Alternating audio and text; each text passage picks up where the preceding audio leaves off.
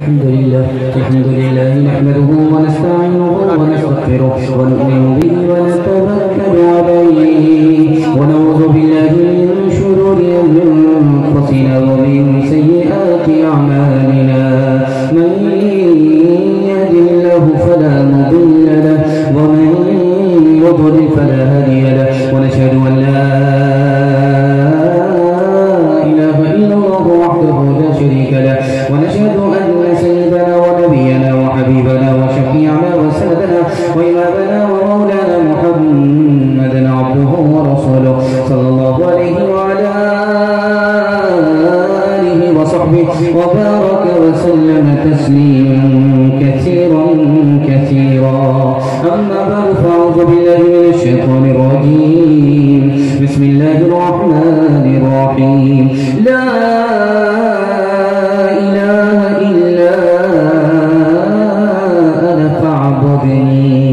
صدق الله مولانا العظيم وقال النبي صلى الله عليه وسلم فاعبدوا الله ولا تشركوا به شيئا أو كما قال عليه الصلاة والسلام سبحان الله وبحمده سبحان الله العظيم وبحمده يستغفر الله صلى الله على سيدنا محمد صلى الله عليه وسلم اللهم صل على سيدنا محمد يا رب صل عليه وسلم न कहीं जहाँ में अमा मिला जो अमा मिला तो कहाँ मिला न कहीं जहाँ में अमा मिली जो अमा मिली तो कहाँ मिली मेरे जुल्म खाना खराब को तेरे अफ़्वे बंदा नवाज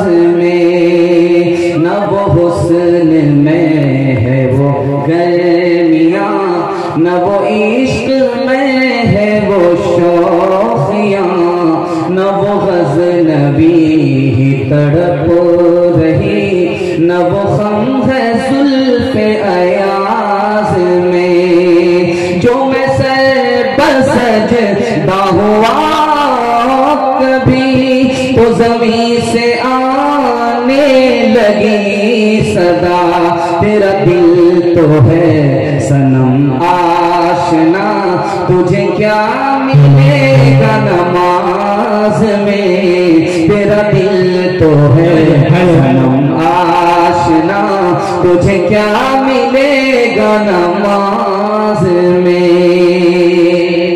बहुत अच्छा जलसा और किनारे लग गए और आप लोग उसी तरह सुन रहे हैं जिस तरह आप शुरू से सुनते हुए आ रहे हैं। आपने मेज़बानी का हक अदा कर दिया। दिल से दुआ देता हूँ अल्लाह दोनों जहान की कामयाबी से आपको सरफराज फरमाए। सुनने के लिए मुकम्मल तैयार है? दोनों हाथ उठा दीजिए इंशाअल्लाह। इबादत छोड़ दे वो मजदूर लेकिन गुलामी नहीं छोड़ेंगे। हाथ उठा दीजिए इंशाअल्लाह। जरा ध्यान रखिएगा 3 सवालों से मेरा पैगाम शुरू हो रहा है।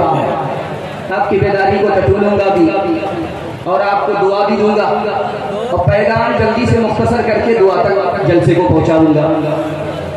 दुआ करता हूं अल्लाह हमारे सुनाने को आपके सुनने को बेहद कबूल फरमाए। 3 सवाल से मेरा पैगाम शुरू हो रहा है। नमाज में किसी नमाजी ने आमीन कहा, उसकी नमाज बातिल हो गई। वो कौन सा नमाजी है? मालदार आदमी है, करोड़पति आदमी है, उस पर ज़कात फर्ज नहीं है। वो कौन सा मालदार है? मेरा तीसरा और आखिरी सवाल है। रोजा रखा तोड़ दिया, उस पर कज़ा नहीं है। वो कौन सा रोजेदार है? मुकम्मल सुनना है, अमल करना है। हाथ उठा दीजिए इंशाअल्लाह। 3 सवाल से मेरा पैगाम शुरू हो रहा है। नमाजी है, नमाज में आमीन कहा, नमाज बातिल हो जाती है। वो कौन सा नमाजी है? नमाज पढ़ रहा था, कोई नमाज से बाहर दुआ कर रहा था, उसकी दुआ पर इस नमाजी ने आमीन कहा, इसकी नमाज बातिल हो गई। मालदार आदमी है, ज़कात फर्ज नहीं। करोड़पति है, अरबपति है, ज़कात फर्ज नहीं। वो कौन सा मालदार? वो मालदार है जिसने कि अपना माल जंगल में दबा दिया और जगह भूल गया कि मैंने कहाँ दबाया। माल हमारा कहाँ है? अब कई साल के बाद वो माल मिला, उसे याद आया तो पिछले साल की ज़कात उस पर फर्ज नहीं है। तीसरा सवाल आपसे है। आदमी रोजा रखा, उसे तोड़ दिया, उस पर कज़ा नहीं है, वो कौन सा रोजेदार है? ईद के दिन रोजा रखना हराम है, उसने ईद के दिन ही रोजा रख लिया था। बकरीद के दिन रोजा रखना हराम है, उसने बकरीद के दिन रोजा रख लिया था। अब उस रोजे को अगर वो तोड़ता है तो उसकी कज़ा नहीं है।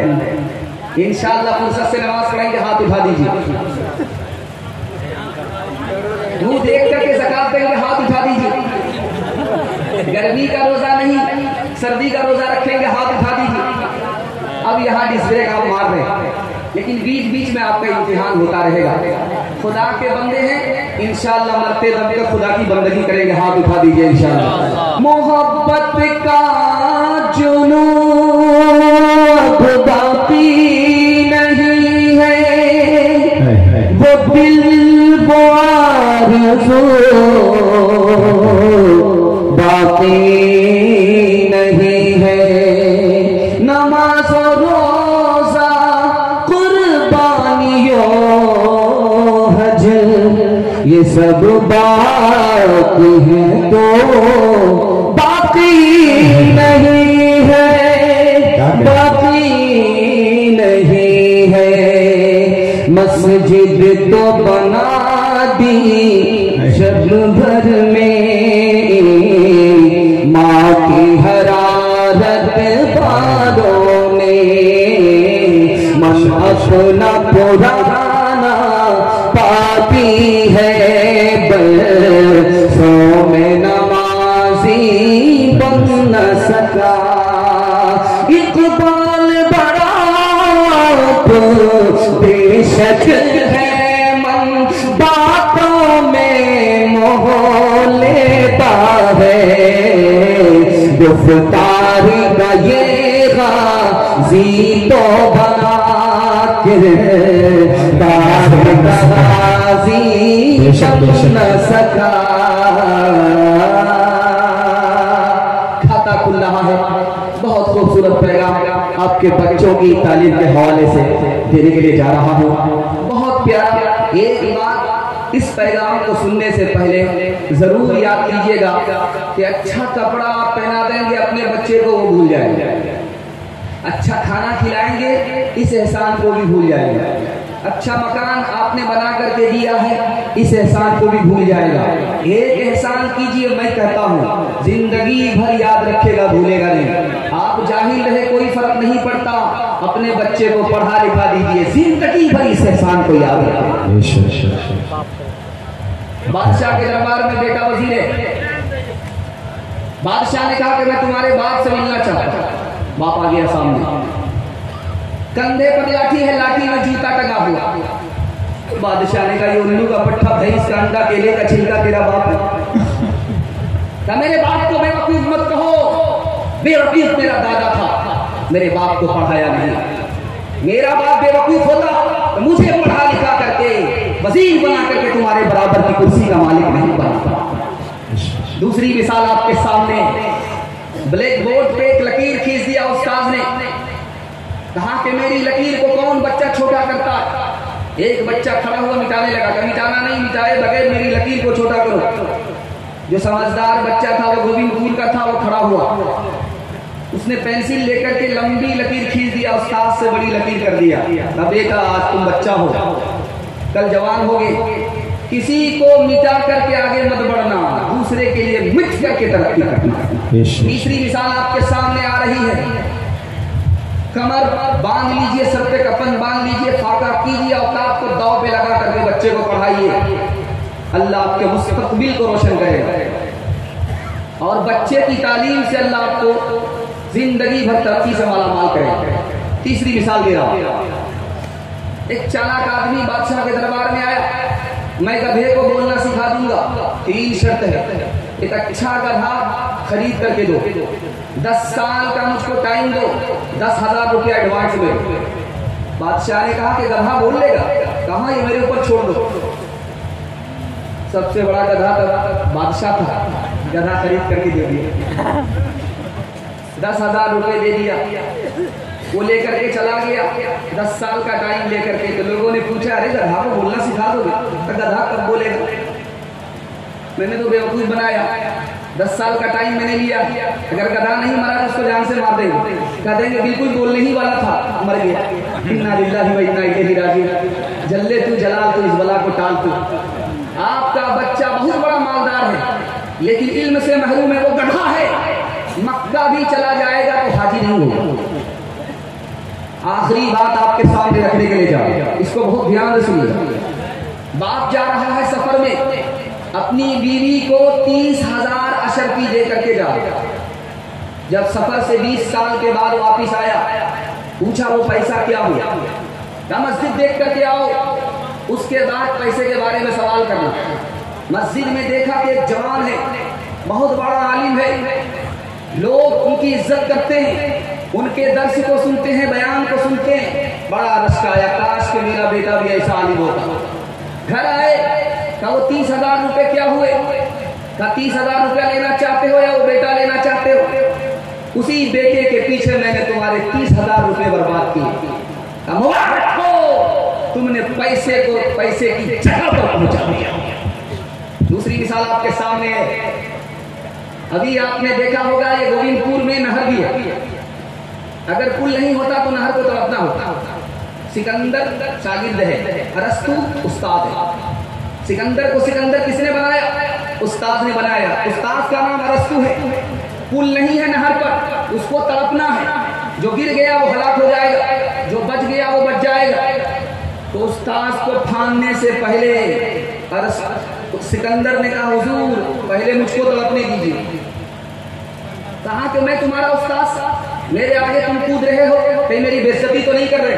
तो सिकंदर का जवाब सुनिए, सिकंदर को कुछ हो गया तो सिर्फ एक आदमी का नुकसान है, अगर अरस्तु को कुछ हो गया तो पूरी दुनिया का नुकसान है।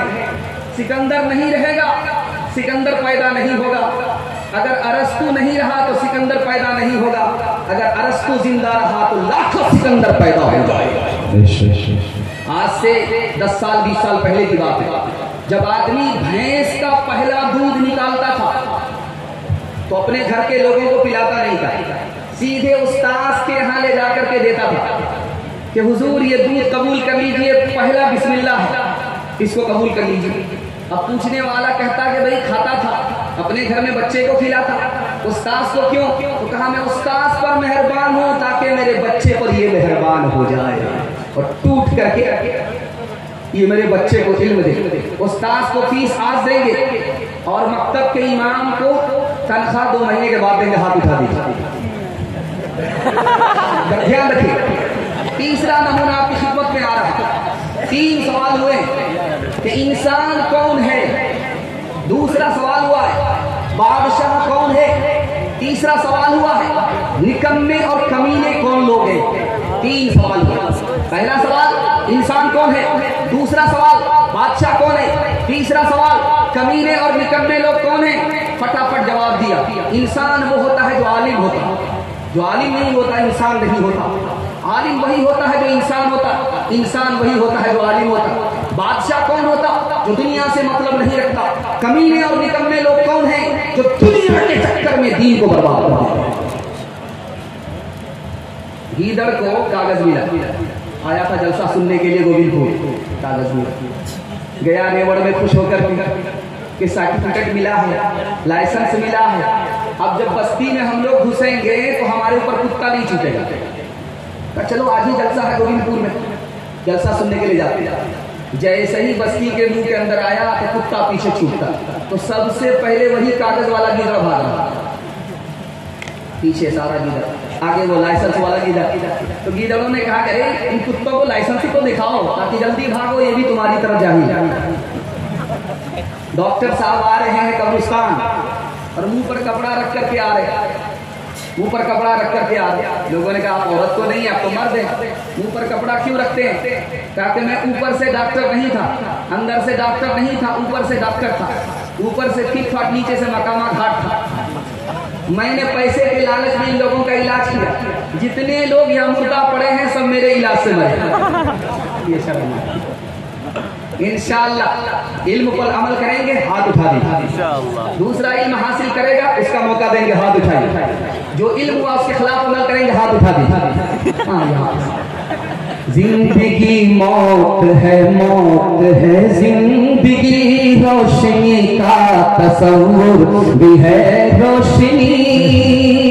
जिंदगी मौत है जिंदगी रोशनी का तस्वुर भी है रोशनी। तू है सूरज तो ढलने पे ईमान रख, और दिया है तो जलने का फन सीख ले। ये दुआ जिस तरह बर्फ के दरमियां छांव में ला के रख धूप की गर्मियां। आग से दोस्ती का अगर शौक है, आग से दोस्ती का अगर शौक है, आग से दोस्ती का अगर शौक है, मोम बनकर पिघलने का फन सीख ले। बहुत अच्छे माहौल में ये पैगाम निकल गया, खाता बहुत अच्छा हुआ है, इंशाअल्लाह खात्मा भी अच्छा होगा। फजर के बाद तक जलसा सुनना है, हाथ उठा दीजिए। हाँ, हमें भी इम्तिहान आपका बार बार लेना। 7 खून तो आपका माफ है, उसके बाद जनाजा ही पड़ेगी। दूसरा पैगाम बहुत खूबसूरत अच्छे माहौल में आपको देने के लिए जा रहा हूँ। दिल से दुआ देता हूँ कि आपने मेरा दिल खुश कर दिया। मैं तो वहाँ घबरा गया था कि बारिश हो रही है, जलसे का क्या हाल होगा, जो मजमा आया होगा निकल गया होगा। लेकिन अल्लाह का शुक्र है, मैं महसूस कर रहा हूँ कि जो मजमा आया है उससे ज्यादा जमा हो गया। अल्लाह आपको जज़ाए खैर दे, आपके बाल बच्चे को अल्लाह कामयाब करे। घर में अगर जवान बेटी है, दिल से दुआ करता हूँ कबूलियत की घड़ी आप आमीन कहिएगा। गैर से अल्लाह मुनासिब जोड़े का इंतजाम फरमाए। दूसरा पैगाम दे रहा हूँ, इसको ध्यान से सुनिएगा। जो खुदा का नहीं वो किसी का नहीं होगा, जो खुदा का होगा सारी खुदाई उसी की होगी। इस पैगाम को बहुत ध्यान से सुनिएगा जो सुनाने के लिए जा रहा हूं। एक फकीर दिल्ली में कह रहा था, न तू खुदा है न मैं तेरा बंदा। लोगों ने पत्थर मारना शुरू किया। एक आदमी बोला कि पहले इससे मालूम करने दो ये किसको कह रहा है। लोगों ने रुक करके पूछा, अरे तू किसको कह रहा है कि न तू खुदा है न मैं तेरा बंदा? कही ये मेरा नफ्स है, ये मुझको कह रहा खीर खिलाओ पैसा है ना। तो मैंने इसको कहा कि न तू मेरा खुदा है न मैं तेरा बंदा। दूसरी मिसाल आपके सामने आ रही, ध्यान से सुनिएगा। ट्रेन में सफर हो रहा, एक बूढ़ा है, उसकी सीट है, 3 जवान आगे वेटिंग लिस्ट वाले। बूढ़े से कहा, ओ बड़े मियाँ पैर फैलाओ, पैर समेटो, हमें जानते हैं, हम अहमद मुख्तार। दूसरे ने कहा मुझे नहीं पहचानते, मेरा नाम हबीब मुख्तार है। तीसरे सईदुल अबरार। तीसरे ने कहा मुझे नहीं पहचानते, मेरा नाम हबीब मुख्तार। अब बूढ़े ने सोचा कि कहाँ 3 कहाँ हम, सूखा बांस कहाँ मुकाबला करें इन हट्टे कट्टे पहलवानों से। पैर समेट करके बैठे। उसके बाद बूढ़े ने पूछा कि कहाँ जा रहे हो? कहा कि अलीगढ़ जा रहे हैं इम्तिहान के लिए। इत्तिफाक से वो बूढ़ा अलीगढ़ का प्रिंसिपल था। उसने कहा कि अच्छा, तुमने तो अपना नाम बताया कि मेरा नाम अबरार है, किसी ने कहा मुख्तार है, किसी ने कहा हबीब मुख्तार है। अरे ये तो पूछो कि मेरा नाम क्या है? कहा हुजूर आप बता दीजिए। लेकिन लड़कों को ताज्जुब हुआ कि पहले तो चुपचाप बैठा हुआ था बूढ़ा, हम लोगों के डर से। अब ये सूखे बांस में कहाँ से ये इतनी शान पैदा हो गई, जान पैदा हो गई? कहा अपना नाम बता दो। कहा मेरा नाम परवरदिगार है। सिटी पहुंचो, बाप से भेंट हो जाए। तीसरी मिसाल आपके सामने लेकर के आ रहा, इसको बहुत ध्यान से सुनिएगा। खानकाह में मुरीद आए, कहा हुजूर वजीफा दो। कहा ये वजीफा लेकर के जाओ कि अल्लाह हर जगह तुम्हें देख रहा है, अल्लाह हर जगह तुम्हें देख रहा है। अल्लाह की निगाह से तुम बच नहीं सकते, वो तुम्हें हर जगह देख रहा है। 1 महीना वजीफा पढ़ करके मुरीद आगे के दूसरा वजीफा दो। वजीफा मुकम्मल हो गया तो इम्तिहान लेंगे, जो पास करेगा वजीफा बढ़ाएंगे, जो फेल करेगा उसका वजीफा बढ़ेगा नहीं। एक मुर्गी एक चाकू दे करके कहा ऐसी जगह जबा करके लाओ जहाँ कोई ना देखे। सारे लोग मुर्गी जबा करके ले आए, एक मुरीद जिंदा मुर्गी लेकर के आए। कहा कि तुम सब के सब फेल हो गए, यही कामयाब हुआ। उससे पूछा कि तुमने जबा क्यों नहीं किया? कहा हुजूर आपने शर्त लगा दी थी ऐसी जगह जबा करना जहाँ कोई ना देखे। मुझे दुनिया में कोई ऐसी जगह ही नहीं मिली जहाँ खुदा न देखे। 3 मिसाल है, जरा ध्यान से सुनिए। एक देहात का आदमी दुआ कर रहा, मेरे परवरदिगार मुझे लाखों में 1 बनाना, लाख मत बनाना, 1000 मत बनाना, 100 मत बनाना। करे तुम 100 को छोड़ रहे हो, 1 बंदे हो। कहा कि शुक्र करने वाले बंदे अल्लाह के कम होते, मैं कम में शामिल होना चाहता हूँ, ज्यादा में शामिल होना नहीं चाहता। नाम के मुसलमान तो बहुत है, काम के मुसलमान नहीं है। दूसरी मिसाल आपके सामने आ रही है। तातारी शहंशाह है, बादशाह है। उसने एक मुसलमान को रोक करके पूछा, ये बताओ कि तुम अच्छे हो या कुत्ता अच्छा? उसने कितना प्यारा जवाब दिया, ये मैं आपके सामने एक लाइन में लेकर के आ रहा। पूछा है तातारी शहजादे ने, ये बताओ ये कुत्ता अच्छा है या तुम अच्छे हो? तो अगर मेरा ईमान पर खात्मा हुआ तो मैं इस कुत्ते से अच्छा, अगर मेरा ईमान पर खात्मा नहीं हुआ ये कुत्ता मुझसे अच्छा है। उस शहजादे के दिल पर ऐसा झटका लगा कि मेरे पास कोई ईमान नहीं है, मैं तो कुत्ते से भी बदतर हूँ, कलमा पढ़कर मुसलमान हो गया। सुभान अल्लाह। आपके सामने लेकर के आ रहा हूँ, इसको बहुत ध्यान से सुनिएगा। मुसलमान औरत है, बाजार में निकली है, एक हाथ में पानी है, एक हाथ में आग है। उससे पूछने वाला ईसाई पूछता कहाँ जा रही हो? हाथ में पानी है। कहाँ जा रही हो? हाथ में आग है। कहा इस आग से मैं जन्नत को जलाना चाहती हूँ। कहा इस पानी से? कहा जहन्नम को बुझाना चाहती हूँ, ताकि दुनिया को ये पैगाम मिले कि अगर जहन्नम से डरना है तो अल्लाह के लिए डरो, अगर जन्नत के लिए अमल करना है तो अल्लाह के लिए करो, मतलब की इबादत मत करो, खुदा की मर्जी और खुदा की खुशी के लिए इबादत करो। ध्यान से सुनिएगा, सुनाने के लिए जाओ। इसी हिंदुस्तान की तारीख में एक बादशाह गुजरा, उसका नाम था अकबर। अकबर बादशाह, अकबर बादशाह लोगों को देता था, दान खैरात करता था, लेकिन खुद नमाज पढ़ने के लिए खड़ा होता, नमाज के बाद उसी खुदा से मांगता। जिसको दान खैरात किया वो देहात का आदमी। उसने कहा ये बादशाह कैसा है, किससे मांगता? ये तो खुद दूसरे को देता, इससे मांगने वाले मांगते हैं, किससे मांगता? कहा कि मैं तो बादशाह हूँ, बादशाहों का बादशाह आसमान में बैठा है, मैं उससे मांग रहा हूँ। इसको गैरत आई, जब तुम बादशाह होकर के उससे मांगते हो तो आज के बाद कसम खाता हूँ कि दुनिया से नहीं मांगूंगा, दुनिया के बनाने वाले उसी खुदा से मांगूंगा। सब कुछ इंशाअल्लाह सास ससुर से मांगेंगे, खुदा से नहीं। हाथ उठा जरा फोटो ले लीजिए इन लोगों का। मैं अंधेरों से बचाला या था अपने आप को, मेरा दुख ये है कि मेरे पीछे उजाले पड़ गए, ताक में बैठा हुआ बूढ़ा कबूतर रो दिया, ताक में बैठा हुआ बूढ़ा कबूतर रो दिया, जिसमें डेरा था उसी मस्जिद में ताले पड़ गए। कोई बारिश होता है और आकर देख ले, जिले सुबहानी की ऊंची छत में जाने पड़ गए। मुसलमानों संभल जाओ, मुसीबत आने वाली है, तेरी बर्बादियों के मशवरे हैं आसमानों में, न समझोगे तो मिट जाओगे हिंदोस्तां वालों, तुम्हारी दास्तां तक भी न होगी दास्तानों में, तुम्हारी दास्तां तक भी न होगी दास्तानों में। दूसरा पैगाम निकल गया, आप लोग मोहब्बत से सुन रहे हैं, मैं आपको मोहब्बत में सुना रहा हूँ, अल्लाह इस मोहब्बत को सलामत रखे। तीसरा पैगाम लेने के लिए जा रहा हूँ औरतों के हवाले से, आप लोग सुनने के लिए तैयार है? जब हाथ उठा दीजिए इंशाअल्लाह। माँ बाप को खर्चा बीवी से पूछ करके देंगे, हाथ उठाइए इंशाअल्लाह। जरा ध्यान रखिए, आपका इम्तिहान आखिर तक जारी है, हम आपका पीछा छोड़ने वाले नहीं। जरा ध्यान से सुनिएगा, तीसरा पैगाम देने के लिए जा रहा हूँ, औरतों के हवाले से देने के लिए जा रहा हूँ, इसको बहुत ध्यान से सुनिएगा। 1522 में बाबर बादशाह की इस हिंदुस्तान में हुकूमत हुई और उसके खानदान में 1857 तक हुकूमत रही। 1522 में अपने खानदान में हुकूमत लेकर के आए बाबर बादशाह, 1857 तक उसके खानदान में हुकूमत रही। कैसे आया वो? मुसाफिर खाने में आया, एक बुढ़िया खाना पकाती थी, कहा कि खिचड़ी बना दो। खिचड़ी बना करके बुढ़िया ने रख दिया, तो खाने लगा तो बीच से लुकमा उठाया, तो उस बुढ़िया ने कहा तू बाबर मालूम होता? कहा कि अम्मा तुम्हें कैसे पता चला? कहा कि बाबर बीच से हमला करेगा, तूने बीच से लुकमा उठाया।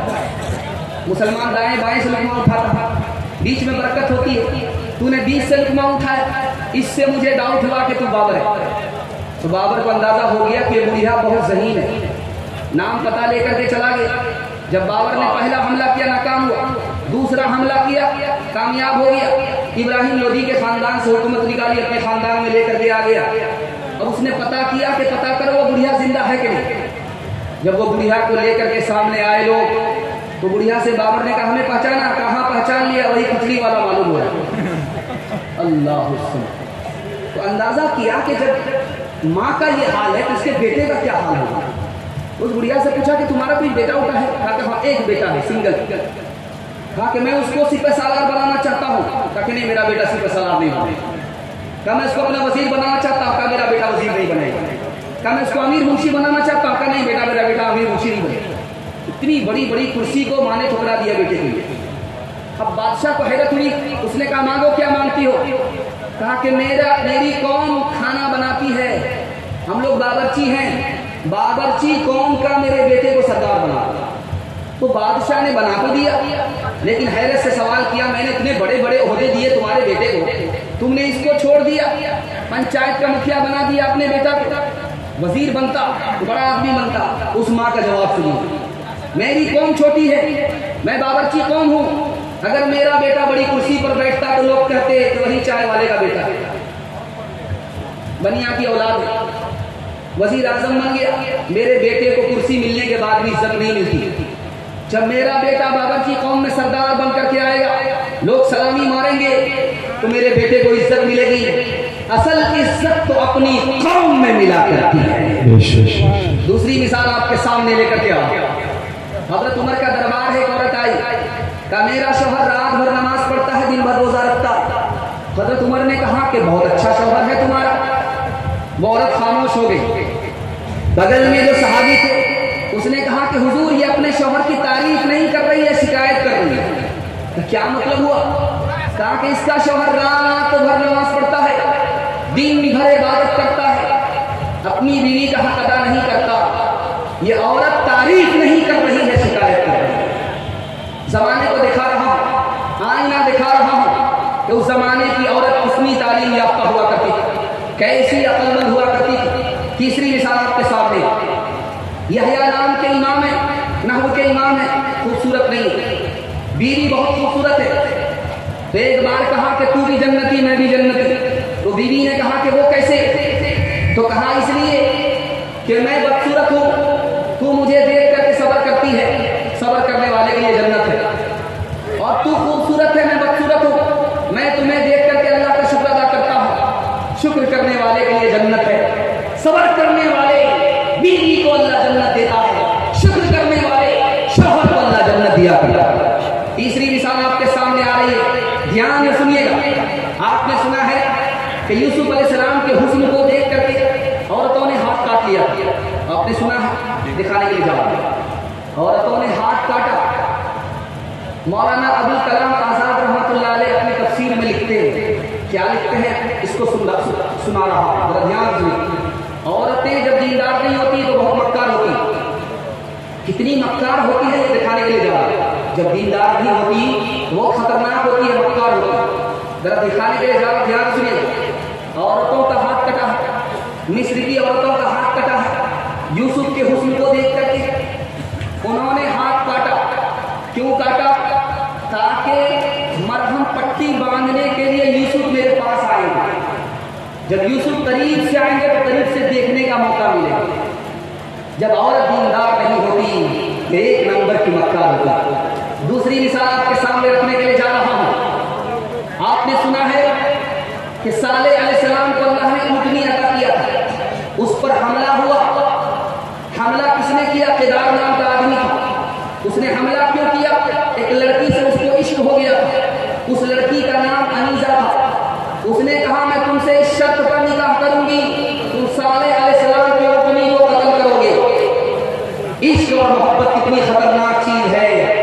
उस लड़की की फरमाइश को उस लड़के ने रखा, जैसे ही उस ऊँटनी पर हमला किया पूरी कौम तबाह।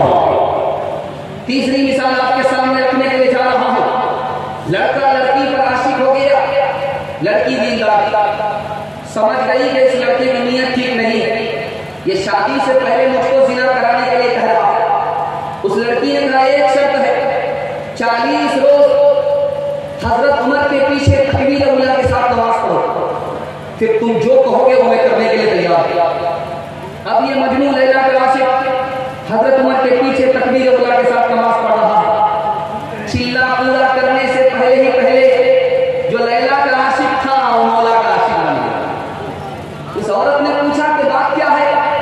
कहा कि अब तुम्हारी जरूरत नहीं है, मैं नमाज से पहले तुमसे मोहब्बत करता था, तुमसे मुझे इश्क था।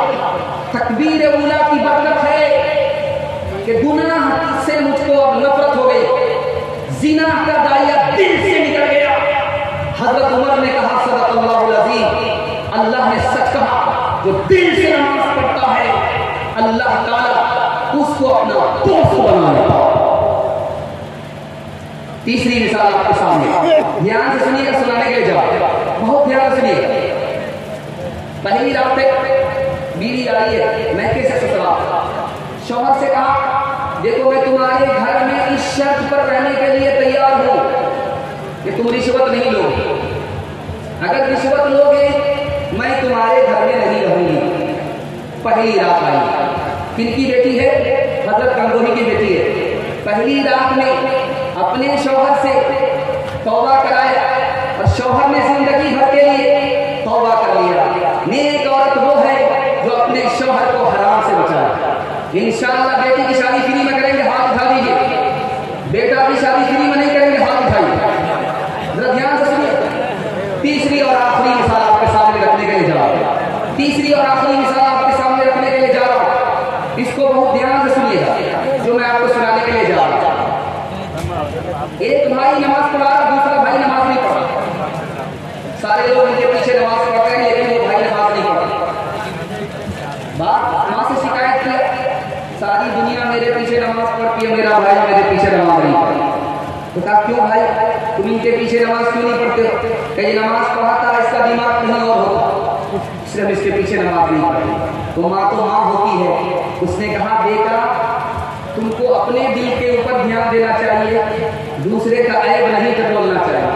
तुम नमाज में खुदा के सामने खड़े रहते हो, अपने ऐब को नहीं दूसरे के ऐब को टटोलते हो। अगर वो गुनहगार है तो तुम भी गुनहगार। इंशाअल्लाह अपने बेटे से ज्यादा बेटी को तालीम दिलाएंगे। हाथ उठाइए, बिल्कुल सही जा रहा है। यारो मुझको निकालो इस घर से, मुझको बीवी उदास रखती है, ताकि सरजद न मुझसे गलती हो, डंडा हर वक्त पास रखती है। मर्द को किसने घटाया और जनाना कर दिया, किसने लड़की को बढ़ाया और लड़का कर दिया। मर्द का सब दबदबा और रोब अब जाता रहा, मर्द का सब दबदबा और रोब अब जाता रहा, मर्द का सब दबदबा और रोब अब जाता रहा, मर्द का सब दबदबा रोब अब जाता रहा। किस कदर फैशन इसका हाल पतला कर दिया, किस कदर फैशन इसका हाल पतला कर दिया।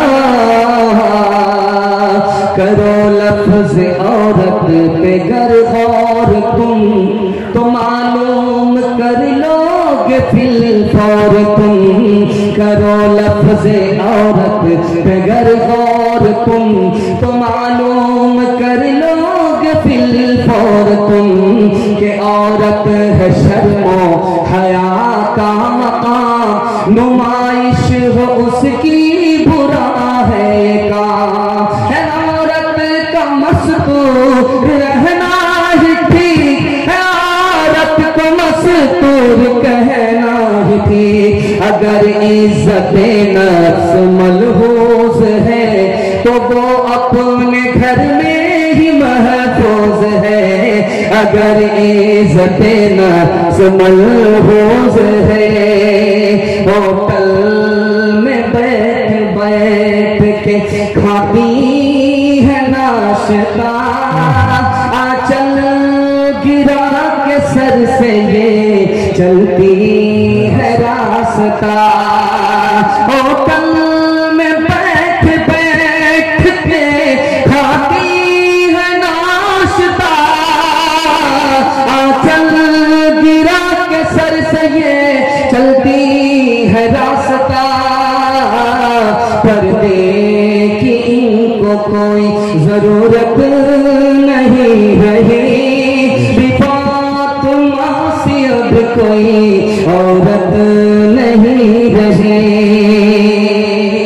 अच्छे माहौल में मुख्तसर सा पैगाम निकल गया। दिल से दुआ करता हूँ हमारी माँ और बहनों को अल्लाह फातिमा और आयशा का नमूना बनाए, जन्नत जाने वाली जन्नत ले जाने वाली बनाए। ध्यान से सुनिएगा, चौथा पैगाम दे रहा हूँ। सिर्फ 2 पैगाम बाकी रहे, मेरे हिस्से का जलसा निकल जाए। 10 से 15 मिनट में आपका जलसा मुकम्मल होने जा रहा है। मुकम्मल कराने के लिए तैयार है? जो हाथ उठा दीजिए इंशाअल्लाह। मरने के बाद अमल करेंगे, हाथ उठाइए इंशाअल्लाह। खैर माशाअल्लाह, डिस ब्रेक मार रहे हैं, बेदार लोग ज्यादा हैं, सोने वाले लोग कम हैं। अल्लाह का शुक्र है जिस वक्त जलसा खत्म हो रहा है उस वक्त लोग बेदार हैं। एक बात याद रखिए, 10 साल के बराबर 1 साल में अगर आपको तरक्की करना है तो हलाल कमाइए, हिसाब से खर्च कीजिए। मैं मसनद रसूल पर गारंटी लेकर के जा रहा हूं, 1 साल में अल्लाह आपको 10 साल के बराबर तरक्की देगा। अगर ऐसा नहीं होगा तो गिरफ्तार पकड़ सकते हैं। इतनी गारंटी लेकर के मैं आपके सामने से जा रहा हूं। हलाल कमाइए, हिसाब से खर्च कीजिए, तजर्बा करके देखिए, 1 साल में अल्लाह आपको 10 साल के बराबर तरक्की देगा। एतराज हुआ?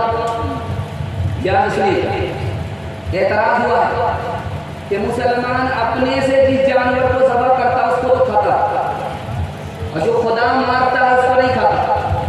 एतराज हुआ, खुदा जिस जानवर को मारता है उसको मुसलमान नहीं खाता, उसको मुर्दार करता है, हराम करता है। और जिस जानवर को अपने हाथ से मारता है उसको हलाल करता है। उसकी वजह क्या है कि जो जानवर हलाल होता उसका खून बाहर निकल जाता है, जो जानवर हलाल नहीं होता, ज़बह नहीं होता, मर जाता है, उसका खून बाहर नहीं निकलता। खून नापाक, खून बाहर निकलेगा तो जानवर पाक होगा। अल्लाह के नाम से खून बाहर निकाला गया तब तो पाक हो जाएगा, हलाल होगा। अगर मर गया तो खून बाहर नहीं निकला, इसलिए होगा। उसका कितना प्यारा जवाब दिया हज़रत नानोतवी ने। दुआ कीजिए अल्लाह उनकी कब्र को नूर से भर दे। उन्होंने कहा कि हमारा पानी पीने के लिए ट्यूबवेल है, हम उससे पानी निकाल करके पीते हैं, लेकिन अपना जो ट्यूबवेल अंदर है, पेशाब का रास्ता, उससे पानी निकलता, उससे नहीं पीते। जो दुनिया ने निकाला उससे पी रहे, जो अल्लाह ने निकाला उससे नहीं पी रहे। दूसरी मिसाल आप देखेंगे, जुमा का दिन लोग नमाज पढ़ने के लिए आते हैं। जब नमाज पढ़ने के लिए जूता उतार करके अंदर जाते हैं तो जिसका जूता नया होता है वापिस आने के बाद मिलता नहीं, उठ जाता। जुमा का दिन आप आएंगे, नया जूता पहन करके, वो जूता आपको मिलेगा नहीं, कोई लेकर के चला जाता। अच्छा, वो कितना होशियार आदमी होता, अपना पुराना जूता पहन करके दूसरे का नया जूता पहन लेता, उसको पता भी नहीं चलता, आंख बंद करके लगता है चला जाता है, आंख बंद दबा रहा है। अब देखिए, मैं राज बता रहा हूं, आपका जूता नहीं उठेगा, चाहे जितना कीमती से कीमती जूता आप खरीद करके लाइए, उसको पहन करके जुमा में आइए, आपका जूता नहीं उठेगा। राज बता, आप जिस वक्त जूता उतारते हैं उसी वक्त नियत कर लीजिए मैंने चोर के लिए हलाल कर दिया, आपका जूता नहीं उठेगा। क्यों? इसलिए कि चोर की किस्मत में हलाल है नहीं, इसलिए आपका जूता नहीं उठेगा। चोर की किस्मत में हराम है, हलाल है नहीं। ये तजर्बा है शाह मोहम्मद इसहाक साहब रहमतुल्लाह अलैह का। सब लोगों का जूता उठ जाता था, उनका जूता नहीं उठता था। पूछा कि हुजूर सबका जूता उठ जाता, आपका जूता नहीं उठता? तो वजह यह है कि मैं जब जूता पहन करके आता हूँ उम्र में हलाल है ही नहीं, इसलिए वो जीता उठा ही नहीं पाता। तीसरी मिसाल, रात का अंधेरा था, माँ ने बेटी से कहा कि दूध में पानी मिला दो। कहा कि उमर ने मना किया। कभी तो उमर भी नहीं है सामने, उमर का को बताने वाला भी कोई सामने नहीं है। कहा ये इंसाफ नहीं है कि उमर को पीठ पीछे माना ना जाए, जब उमर सामने हो तो उसकी इताअत की जाए। हजरत उमर ने कान से सुन लिया, दिखाने के लिए जा रहा हलाल में कितनी ताकत है, हलाल में कितना पावर है और हराम में कितनी बर्बादी है, दिखाने के लिए जा रहा, उसको ध्यान से सुनिएगा। हजरत उमर ने सुन लिया कि इस लड़की ने कहा कि दूध में पानी नहीं मिलाएंगे, इसलिए कि उमर ने मना किया है। हजरत उमर ने अपने बेटे का निकाह उस लड़की से किया। तो जानते हैं उससे कौन लड़की पैदा हुई? हजरत उमर बिन अब्दुल अजीज रहमतुल्लाह अलैह की मां पैदा हुई। अगर आम बोएंगे तो काटने को आम मिलेगा, बबूल बोएंगे तो आम खाने को नसीब नहीं होगा। ध्यान से सुनिएगा, शिया सुन्नी का निकाह हो गया, लड़का शिया है, लड़की सुन्नी है, निकाह हो गया। लड़की सुन्नी है, लड़का शिया। 20 साल के बाद लड़की का इंतकाल हो गया। उसका भाई कहता है कि शिया का निकाह सुन्नी से नहीं होता, मेरी बहन का निकाह इससे नहीं हुआ, तो शौहर इसका उसकी माल जायदाद में हिस्सा नहीं पाएगा, मुझको ही से कोई हिस्सा मिलेगा। तो कहने वाले ने कहा, वो बेशरम, तुम्हारी बहन मर गई और माल के चक्कर में अपनी बहन को रुसवा कर रहे हो। जब निकाह नहीं होगा तो क्या होगा? जिना होगा, और जिना से तुम्हारी बीवी बहन बदकार हो गई, तुम्हारा बहनोई बदकार निकल गया। माल के चक्कर में तुम्हें अपनी आबरू का लिहाज नहीं है। अरे माल तो आ जाएगा, आबरू अगर चली गई तो वापस नहीं आएगा। ध्यान से सुनिएगा, सुनाने के लिए जवाब। इलाहाबाद का बैरिस्टर था, उसने कहा मुसलमान गरीब क्यों है? इसलिए कि मुसलमान सूद नहीं खाता। जिस दिन मुसलमान सूद खाने लगेगा उस दिन मुसलमान गरीब नहीं रहेगा। आपको सुनकर के हैरत होगी, 74 साल के अंदर अमेरिका बर्बाद हो गया, अफगानिस्तान से हार गया, सबसे हार रहा, किसी से जीत नहीं रहा। रूस 74 साल के अंदर बर्बाद हो गया, सुपर पावर नहीं रहा। राज जानते हैं क्यों? सूद खाने की वजह से। कुरान ने कह दिया कि सूद से बर्बाद हो जाओगे। लोग ठोकर खा करके तजर्बा कर रहे हैं, कुरान पहले ही बता रहा है कि ठोकर खाने की जरूरत नहीं है। इंशाअल्लाह हमारा समाज सूद से पाक हो। हाथ उठा दिया। सूदखोर के अंदर 3 बीमारी होती है, ध्यान से सुनिए। उसको हमदर्दी नहीं होती, ये आदमी बेचारा परेशान है, चलो मदद कर दो, उसको हमदर्दी नहीं। पहला आय उसके अंदर ये पैदा होता है। दूसरा आय तो दूसरे की मजबूरी का नाजायज फायदा उठाता, वो इंतजार करता कि ये मुसीबत में पड़े, हमसे पैसा ले और हम पैसे का पैसा बनाते। वो इंतजार करता कि आदमी मुसीबत में पड़ जाए। तीसरी बीमारी देखिए, जो आदमी सूद खाता है उसको अपने अंजाम की फिक्र ही नहीं होती है कि मरने के बाद मेरा क्या होगा। इसलिए मैं हाथ जोड़ करके आपसे कहता हूँ, सूद छोड़ करके दिखाइए, हलाल कमा करके दिखाइए, हिसाब से खर्च करके दिखाइए। मैं जलसे में कह करके जा रहा हूँ, 1 साल में अल्लाह आपको 10 साल के बराबर तरक्की देगा।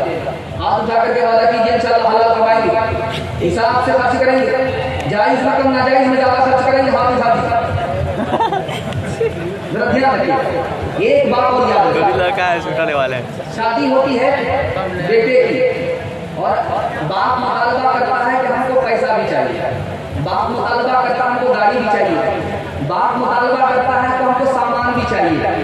एक बात इंसाफ से सुनिए, ये जो पैसा मिला, ये जो गाड़ी मिली, ये जो सामान मिला, इसका क्या नाम है? इसका नाम है रिश्वत। जैसे सूद हराम है उसी तरह रिश्वत हराम है।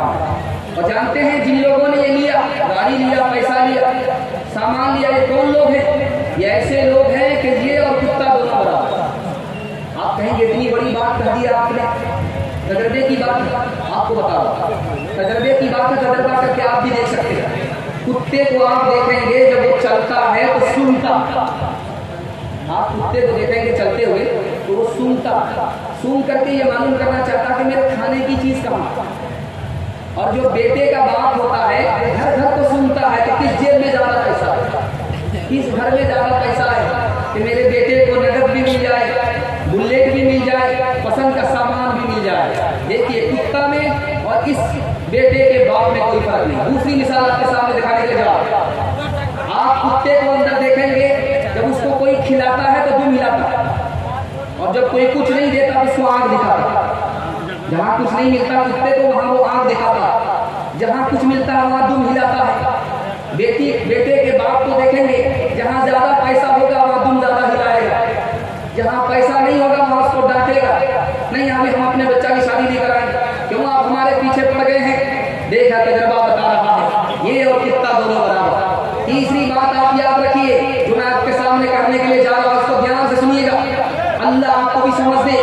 आपके दिमाग से मैं पट्टी हटाने ले जा रहा हूँ, माइक वाले इसका मत कीजिए, इसी हाल में रहने दीजिए, जो जिस हाल में उसी हाल में सुनी दीजिए, जलसा आपका खत्म हो रहा। ध्यान से सुनिएगा, आप देखेंगे कि मरा हुआ हाथी है, मरा हुआ हाथी है, अकेला आदमी उसको खा नहीं सकता, एक कुत्ता अकेला खा नहीं सकता, मरा हुआ हाथी है, लेकिन दूसरे कुत्ते को खाने नहीं देता। क्या मतलब हुआ कि वो अपने कौम का नहीं है, अपनी कौम का नहीं है। ये बेटे का बाप देख रहा है, वो बेचारा गरीब आदमी है, वो कहीं से मेरा मुतालबा पूरा नहीं कर सकता, भीख मांगने पड़ेंगे, जमीन और जायदाद को दाव औकात पर लगाना पड़ेगा। इन सब के बावजूद भी ये आंख बंद करके उससे मुतालबा कर रहा है। कौमी जज्बा इसके अंदर नहीं है। अगर कोई रिश्वत के मांगने वाले को कुत्ता कह रहा है तो ये तजर्बे से साबित हो रहा है। एक बात आपके सामने रखने के लिए ध्यान से सुनिएगा, दुनिया से मांगिए आप, दुनिया मोहताज है, आपको गनी नहीं कर सकती। खुदा से आप मांगिए, अल्लाह आपको मालामाल कर देगा। एक बात तजुर्बा करके देखिए, एक बेटा की शादी आप फ्री में करके देखिए, अल्लाह आपको इतना मालामाल करेगा कि 100 गुना आता होगा। ये दुनिया वाले आपको क्या देंगे, देने वाला तो ऊपर बैठा होगा। एक बार आप गरीब बाप पर मेहरबान होकर के दिखाइए, आसमान वाला आप पर मेहरबान होगा। आप जाकर के वादा कीजिए, इंशाअल्लाह हमारी शादी आसान होगी, हम किसी तरह का मुतालबा नहीं करेंगे। हाथ उठा दीजिए इंशाअल्लाह। झूठों ने झूठों से कहा है सच बोलो, सरकारी ऐलान हुआ है सच बोलो। झूठों ने झूठों से कहा है सच बोलो, सरकारी ऐलान हुआ है सच बोलो। घर के अंदर झूठों की एक मंडी है, दरवाजे पे लिखा हुआ है सच बोलो। गंगा मैया डूबने वाले अपने थे, नाव में किसने छेद किया है सच बोलो। नाव में किसने छेद किया है सच बोलो। गैर मुस्लिमों के हवाले से जो जलसे का उन्वान है, उसके हवाले से आपको पैगाम देने के लिए जा रहा हूं। उसको बहुत पहले देना चाहिए था, लेकिन जलसा चुके निकल रहा है, आखिरी खुलासे पर आ चुका है, इसलिए ये पैगाम आपको देने के लिए जा रहा हूं गैर मुस्लिमों के हवाले से। आप लोग सुनने के लिए यहाँ से लेकर के वहां तक तैयार है, तो हाथ उठा के इंशाअल्लाह आपका जलसा निकल गया, हाथी पास हो गया, सिर्फ दुम फंसी है, एक झटके में वो भी पास हो जाएगी इंशाअल्लाह। ये उठने बैठने वाले सब बहुत देर से बैठे कमर सीधी कर, वरना तो कमर इनके कब्रिस्तान में पहुंचा देगा। ये अल्लाह का शुक्र है उठ रहे बैठे, अगर ये ज्यादा देर तक बैठ गए हम ही उठा देंगे। अल्लाह करे कि रास्ता निकले और मेरे जाने का रास्ता बने। ध्यान से सुनिएगा, बयान इंसानियत के हवाले से आपको पैगाम देने के लिए जा रहा हूं, उसको बहुत ध्यान से सुनिए। गैर मुस्लिमों के हवाले से बादशाह की खिड़की खुली, बादशाह की खिड़की खुली, बादशाह ने झाड़ू लगाने वाले हरिजन को देखा, कहा इसको फांसी पर चढ़ा दो।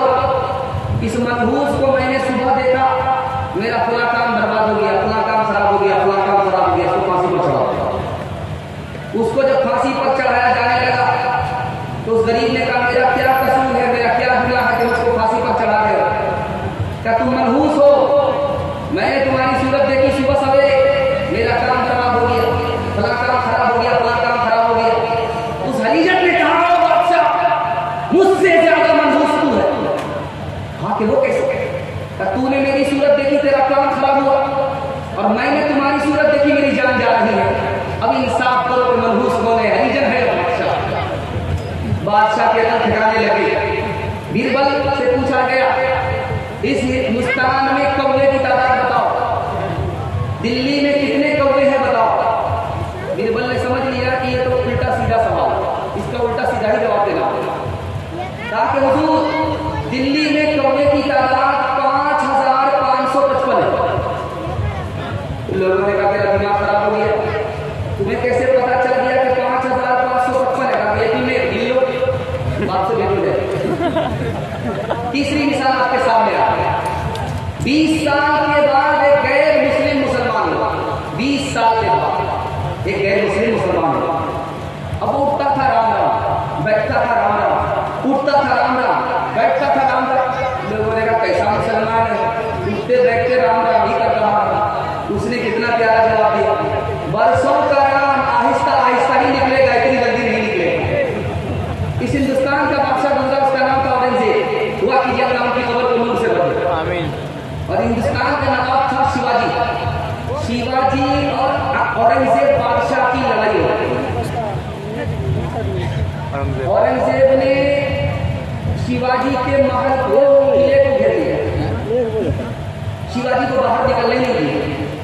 दाना पानी जब खत्म हो गया तो शिवाजी ने अपनी मां से कहा क्या करें, दाना पानी खत्म हो चुका और मेरी जान का दुश्मन, खून का प्यासा औरंगजेब चारों तरफ से मुझको घेरे हुआ है। देखिए हिंदुस्तान कितना प्यारा, कितना खूबसूरत था। तारीख के हवाले से सुनाने के लिए जा, इसको ध्यान से सुनिएगा, पयाम इंसानियत आप सुन रहे। शिवाजी का राशन खत्म हो गया, दाना पानी खत्म हो चुका है, चारों तरफ से दुश्मन अंग्रेज औरंगजेब के लश्कर ने घेर रखा है। तो मां से पूछा कि करें क्या करें? क्या करें? औरंगजेब से पूछ लो। तो औरंगजेब तो मेरी जान का दुश्मन है। जान का दुश्मन जरूर है लेकिन मुसलमान है, तुमको सही मशवरा देगा, गलत मशवरा नहीं देगा। मां ने कहा है शिवाजी से कि बेटा राशन खत्म हो गया, किसी से पूछना नहीं, औरंगजेब से पूछो। तो शिवाजी ने कहा कि औरंगजेब से कैसे पूछे, वो तो मेरी जान का दुश्मन है, खून का प्यासा है। ये जरूर है कि वो तुम्हारी जान का दुश्मन है लेकिन मुसलमान है, तुमको गलत मशवरा नहीं देगा, सही मशवरा देगा। अब शिवाजी ने औरंगजेब से कहा मेरा राशन खत्म हो गया, क्या फर्क पड़ता है, जंग बंद कर लो 10 साल के लिए और राशन का इंतजाम कर लो, जब राशन का इंतजाम हो जाएगा तो जंग शुरू कर दो। 10 साल के लिए शिवाजी को टाइम दे रहा है। कौन टाइम दे रहा है? औरंगजेब बादशाह के 10 साल के लिए जंग बंद कर दो और इंतजाम कर लो, उसके बाद जंग करना। अब औरंगजेब से कहा कि 10 साल में तो वो मजबूत हो जाएगा, आपके ऊपर हमला करेगा। तो औरंगजेब का जवाब सुनिए, मेरे नबी ने अपने दुश्मन से 10 साल के लिए जंग बंद किया था, मैंने अपने नबी की सुन्नत पर अमल किया है, मुझे यकीन है कि जो सुन्नत पर अमल करेगा वही कामयाब होगा। मैंने नबी की सुन्नत का दामन थामा है, मैं ही कामयाब बनूंगा। जब दोबारा जंग शुरू हुई, शिवाजी गिरफ्तार हो गए, दिल्ली लाया गया, फिर भी औरंगजेब बादशाह ने कहा कि इनको कत्ल मत करना, ये कौम का सरदार है। हमारे नबी ने कहा कि कौम के सरदार की इज्जत करो, उसको जलील मत करो। ये था खूबसूरत हिंदुस्तान, ये था खूबसूरत समाज, ये था भाईचारा, ये था औरंगजेब बादशाह का प्यार इंसानियत। दूसरी मिसाल आपके सामने आ रही है, ट्रेन में सफर हो रहा, दुआ कीजिए अल्लाह उस आलिम दीन की कब्र को नूर से भर दे। उनका नाम था शेखुल इस्लाम हुसैन अहमद मदनी रहमतुल्लाह। आप देखेंगे कभी कभी ट्रेन में पानी बंद हो जाता है। जब पानी बंद हो जाता है तो जो पखाना है उसमें लोग पखाना करते जाते हैं, वो भरता जाता है, वो बाहर निकलता नहीं, ऊपर बढ़ता। इत्तिफाक से पानी बंद हो गया ट्रेन में और पखाना ऊपर है, कोई भी जा रहा तो छीछी करके वापस आ रहा। तो हिंदू पंडित जी थे, वो गए छीछी करके वापस आ, अंदर गए और गाली गलौज करने लगे कि देखिए ये क्या इंजन है, क्या ट्रेन है, क्या है, सरकार है, क्या है, कोई इंतजाम नहीं।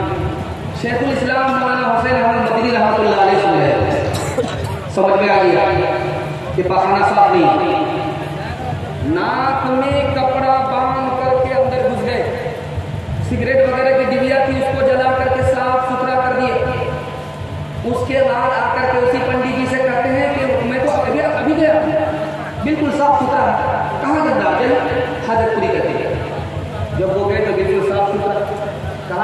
काम आप ही ने किया है। मैंने क्या किया? मैं तो अपने नबी की सुन्नत पर अमल किया। मेरे नबी के यहाँ कोई मेहमान आया था, उस मेहमान ने रात में पखाना कर दिया था बिस्तर पर, और रात सुबह सवेरे भाग गया था। जब बिस्तर के साफ करने की बारी आई तो हमारे नबी ने कहा कि कोई साफ नहीं करेगा, वो मेहमान मेरा था, मैं साफ करूंगा। जब वो तलवार घूर गया, वापिस आया तो देखा कि मैंने पखाना किया, मेरे पखाने को नबी साफ कर रहे हैं, तो मेरा दिल भी साफ हो जाए, कलमा पढ़कर मुसलमान हो गया, मैंने नबी की सुन्नत पर अमल किया। तीसरी मिसाल आपके सामने आ गई। कैसा हिंदुस्तान था? अखीर में कबूलियत की घड़ी में उसी हिंदुस्तान की हम लोग दुआ करेंगे, अल्लाह हिंदुस्तान में भाईचारगी को वापस फरमाए, हिंदू उसको मुसलमान को आपस का भाई भाई बनाए। आखिरी मिसाल देगा, रात का सन्नाटा है, शेखुल हिंद किसी का पैर दबा, जिसका पैर दबा रहे हैं वो हिंदू है, और जो दबा रहा है वो शेखुल हिंद है, हिंदुस्तान का सबसे बड़ा आलिम। वो किसका पैर दबा रहा है? एक हिंदू का पैर दबा रहा। शागिर्द आए, कहा कि हुजूर आप पैर दबाएंगे इतने बड़े आलिम होकर के, मैं पैर दबाऊंगा। तो कहा कि नहीं, तुम नहीं दबाओगे, मैं दबाऊंगा, क्योंकि ये मेरे मेहमान हैं। मेहमान की खिदमत नबी की सुन्नत है, नबी की सुन्नत पर अमल करता हूं। ये नहीं देखता ये किस कौम का है, हमें तो अपने नबी की सुन्नत पर अमल करना है। नबी कौम को नहीं देखते थे, मेहरबान सब पर थे, हम कौम को नहीं देखते, मेहरबान सब पर हो गए। इंशाअल्लाह दिल मिले या न मिले, हाथ मिलाएंगे, हाथ उठा दीजिए। दिल अगर नहीं मिला हिंदू से तो हाथ मिलाने से कुछ नहीं है। दिल भी मिलाना है, हाथ भी मिलाना है, हाथ उठा दीजिए। हिंदू समाज को अपना भाई समझेंगे, हाथ उठा दीजिए। पड़ोसी जानेंगे, पड़ोसी मानेंगे नहीं, हाथ उठा ध्यान से।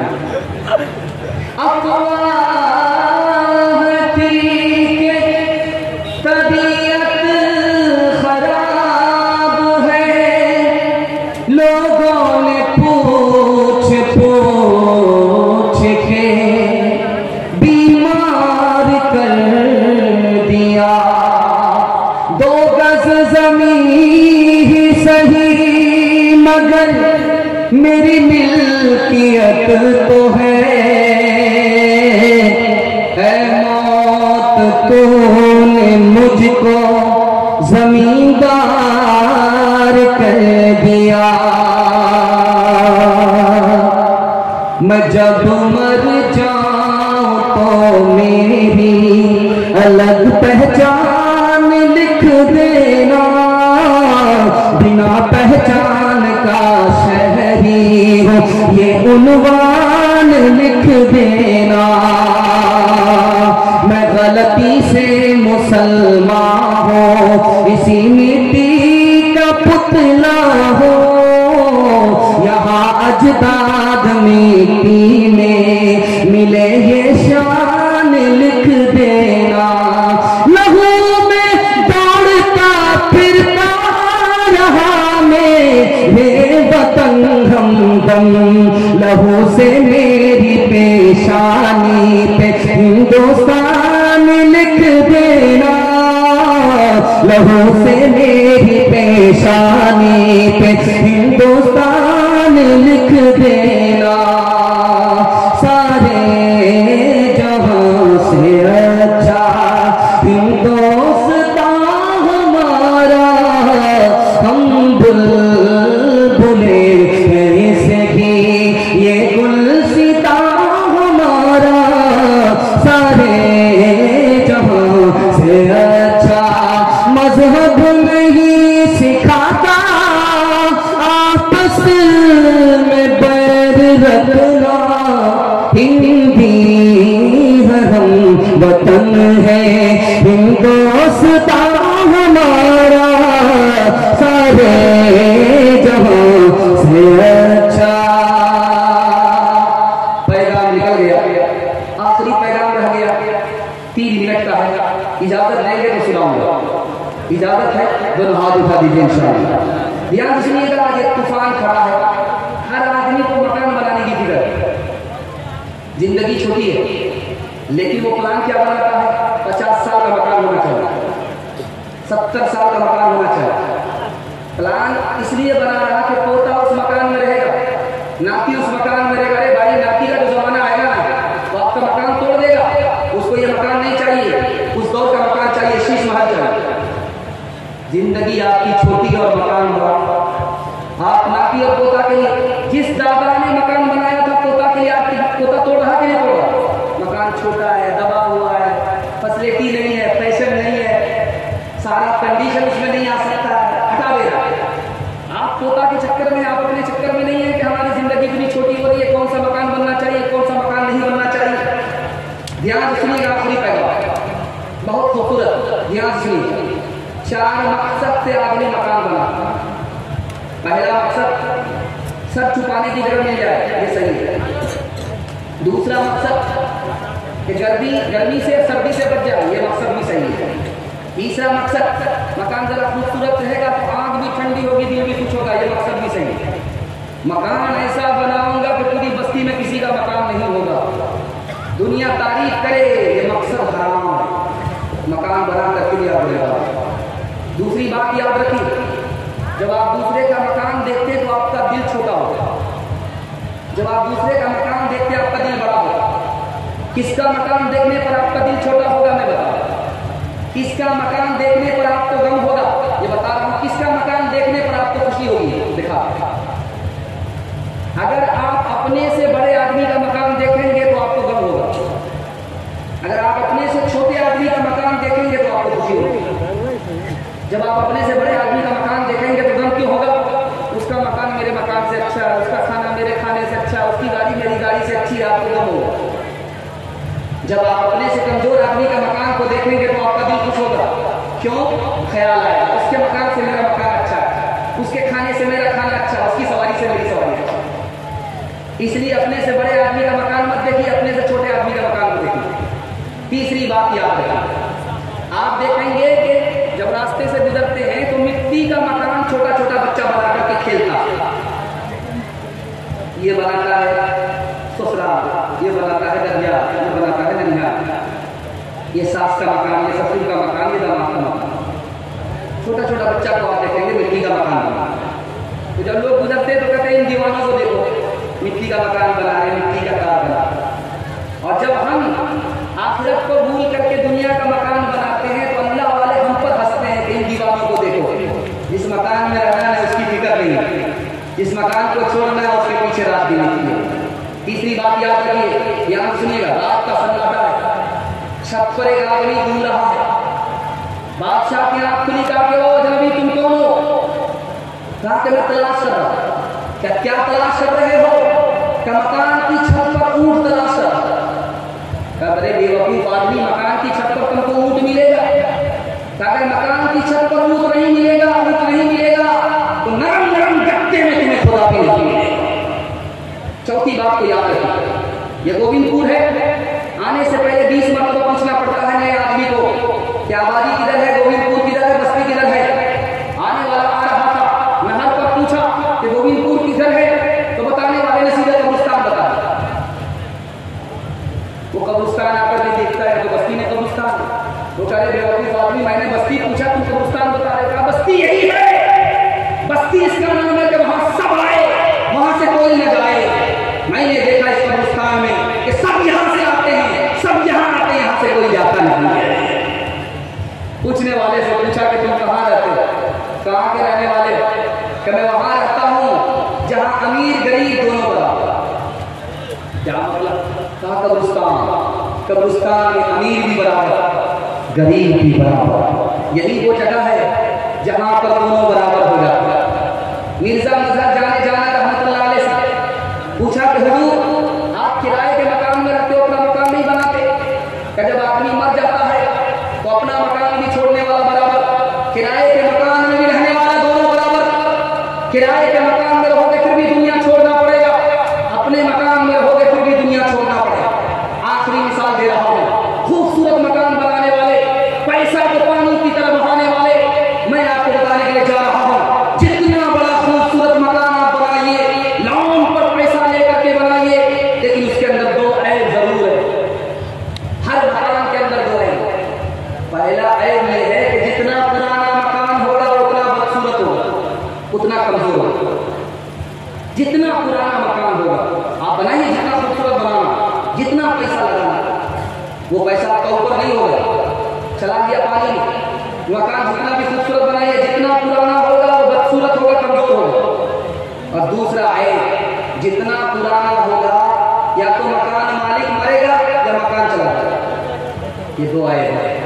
इंशाअल्लाह जन्नत बनाएंगे, दुनिया के पीछे जन्नत को बर्बाद नहीं करेंगे। हाथ उठाइए इंशाअल्लाह।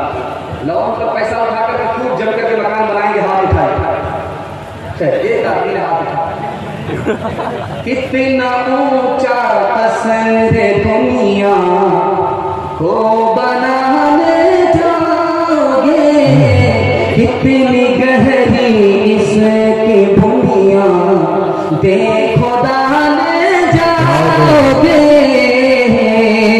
कितना भूल में इसको बढ़ा ले जाओगे, खींच कर इसे कहाँ तक सिलसिला ले जाओगे, इसको क्या चलती दफा सर पे उठा ले जाओगे, इसको क्या चलती दफा सर पे उठा ले जाओगे, आए थे क्या लाए थे, जाओगे क्या ले जाओगे, आए थे क्या लाए थे, जाओगे क्या ले जाओगे। तीन काम कीजिए, तीन काम छोड़ दीजिए। मैं गारंटी लेता हूँ दीन दुनिया दोनों में अल्लाह को कामयाब करेगा। हाथ जाकर के वादा लीजिए, अल्लाह की इबादत करेंगे इंशाअल्लाह, रसूल अल्लाह की इताअत करेंगे इंशाअल्लाह, मखलूक की खिदमत करेंगे इंशाअल्लाह। तीन काम छोड़ दीजिए, आपके घर में आफत नहीं आएगी। तजुर्बा करके दिखाइए, तीन काम पर आफत आती है। गुनाह करेंगे आपके घर में आफत मुसीबत आएगी, गलत कमाएंगे आपके घर में आफत मुसीबत आएगी, गलत माहौल में रहेंगे आपको मुसीबत छोड़ेगी। तीन काम छोड़ दीजिए, मैं गारंटी लेता हूँ आपके घर में आफत नहीं आएगी। गुनाह नहीं करेंगे इंशाअल्लाह, गलत नहीं कमाएंगे, गलत माहौल में नहीं जाएंगे, न किताबों से नवाजों से नजर से पैदा। दीन होता है बुजुर्गों की नजर से पैदा। नहीं सीखा इन्होंने दीन रहकर शेख के घर में, पहले कॉलेज के चक्कर में, मरे साहब के दफ्तर में, फिर के चक्कर में तो रोटी भी गई, बड़ी शेख किताब में थे तो छोटी भी गई, नमानी बात वाइस की, फिर मखलूक के चक्कर में तो रोटी भी गई। वाखिर दावाना अल्हम्दुलिल्लाह।